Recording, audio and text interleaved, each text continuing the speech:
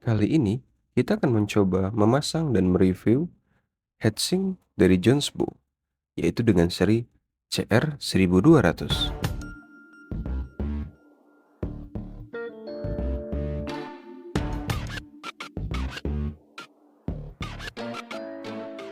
Jonesbow CR1200 ini dikemas dalam kemasan yang berbentuk kotak ya teman-teman. Dan dengan harganya yang cuma 100 ribuan, ini adalah heatsink yang sangat affordable atau ekonomis buat teman-teman mengganti heatsink bawaan dari Intel biasanya. Apalagi kalau heatsink Intel itu bagi saya optimal, cuman agak sulit jika sudah mengganti pastanya secara berulang-ulang gitu. Seperti sudah digunakan 2 tahun, nah lebih baik kita gunakan heatsink yang seperti ini aja teman-teman. Dia lebih simpel penggunaannya nanti. Nah, bisa kita lihat teman-teman, saat kita keluarkan dari kotak, ada kipas dan pendinginnya. Itu sepaket ya teman-teman. Nah, bisa kita lihat, pipanya ada 2, cukup sedikit tapi dia optimal pendinginannya. Nah, di bawah ini nanti kita harus lepas ya teman-teman saat pemasangannya. Kemudian di atasnya ada logonya, nanti dia bisa bercahaya. Tapi karena colokannya ini cuma 3, berarti dia RGB atau cahayanya tidak bisa diatur teman-teman. Dia bersifat statis, hanya untuk hiasan saja. Beda dengan yang merek mahal yang bisa dirubah-rubah sesuai softwarenya, ini tidak bisa ya teman-teman. Untuk LGA-nya cukup sampai 1200, 1700 dia bisa teman-teman. Terus beratnya itu cukup ringan, hanya 310 gram. Nah, di dalam kotak ada manual booknya ya. Nanti petunjuk pemasangannya ada dari kotaknya teman-teman. Nah, kecepatan untuk fan-nya nanti dia berkisar antara 2300 rpm. Yang mana ya cukup lah untuk pendingin seperti ini. Nah, di sini ada bracketnya. Di bracket ini ada tulisannya nih ya, 115X alias dia bisa dari 1150 sampai 56 ya. Dan ada juga tulisan 1700. Yaitu yang 1150 di bawah itu untuk generasi yang lebih rendah ya. Yang 1700 tadi lebih tingginya teman-teman. Untuk pemasangannya, nanti dia akan dikaitkan. Lihat, nah itu ada bagian yang menonjol, kita kaitkan dengan sisi satunya. Dan yang bagian bawah juga kita kaitkan dengan sisi satunya lagi. Nah, kira-kira seperti itu.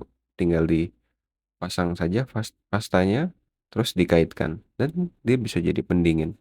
Jangan lupa untuk mencolokkannya juga ya, yang 3 power pin tadi.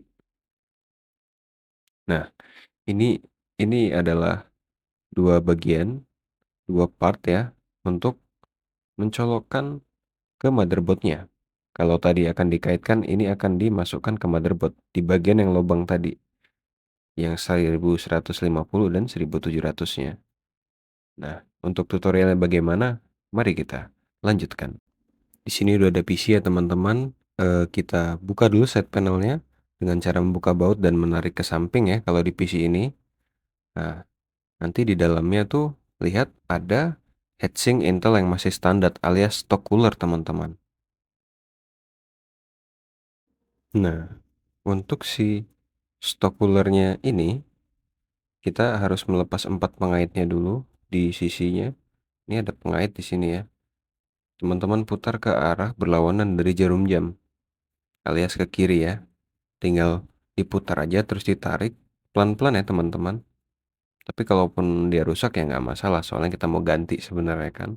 Jangan lupa colokan kabel yang ada di kipas yang mau kita lepas juga harus dicabut ya teman-teman.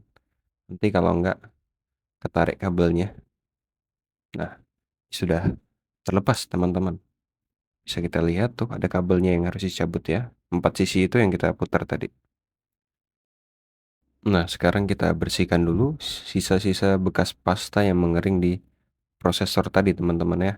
Bersihkan pakai kain yang halus, kayak kanebo yang halus banget boleh, microfiber boleh. Pokoknya pelan-pelan ya kalau bersihinnya. Sekarang kita siapkan bracket dan 2 pengait yang di plastik tadi ya. Kita buka dulu pengait yang di plastik ini. Kita ambil yang bagian berwarna putihnya ya alias yang transparannya ya. Nah, yang transparan seperti ini, mohon maaf jika ngeblur karena pas rekam tidak terlihat kemarin. Nah, kita kita masukkan saja, ada sisinya, cukup ditekan dengan pelan-pelan. Kemudian kita ulangi untuk yang sisi-sisi lainnya. Pelan-pelan saja teman-teman ya.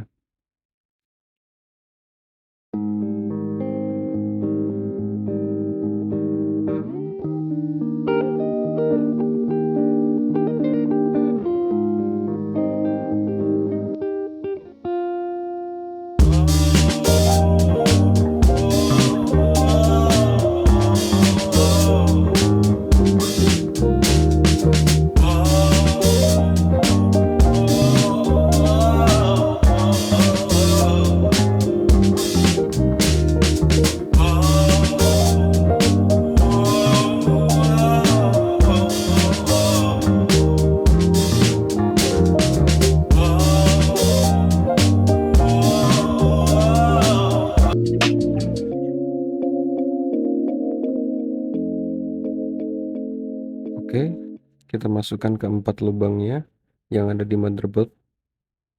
Kita pastikan dia pas dulu ya. Nah, habis itu ditekan pelan-pelan ke empatnya.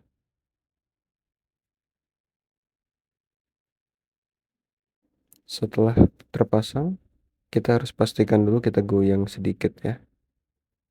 Terus kita akan mengaitkannya. Jadi ini akan membuat kaitannya tadi tidak akan terlepas. Karena dia membuat yang transparan tadi menjadi melebar. Jadi saat kita tarik paksa dia tidak akan terlepas semudah itu. Malah yang ada motherboardnya duluan rusak kalau dipaksa nanti. Ya ini dia. Masukkan saja ke yang putih tadi yang kita pasang lebih awal. Tekan. Seperti itu hingga ke empatnya juga.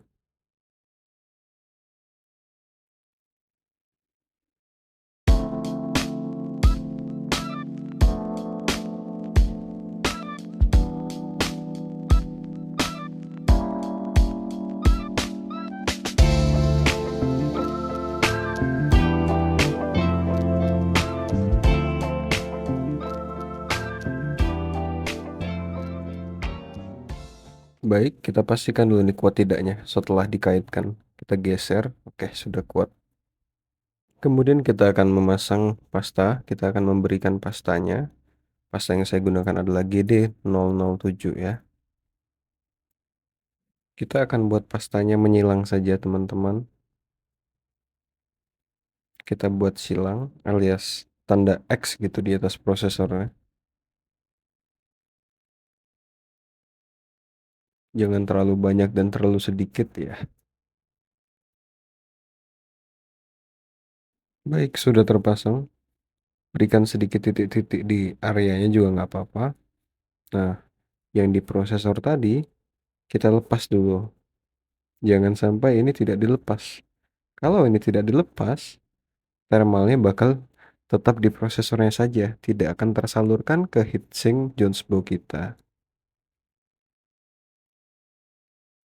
Nah, kita kasih sedikit saja untuk ya membantu merekatkan sedikit nanti.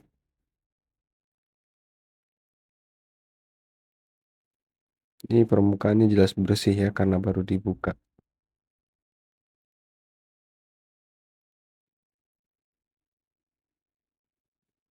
Oke, selanjutnya kita akan memasang.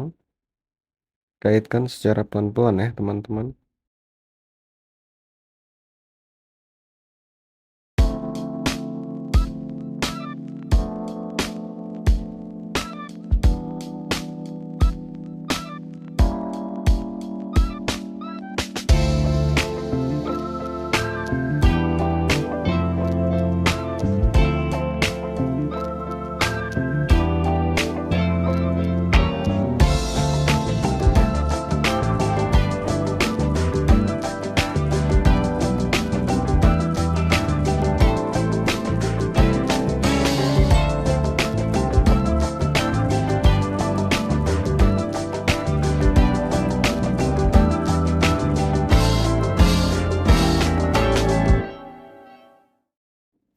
Nah, sekarang kita pasang 3 power pin untuk menyalakan kipasnya itu ya.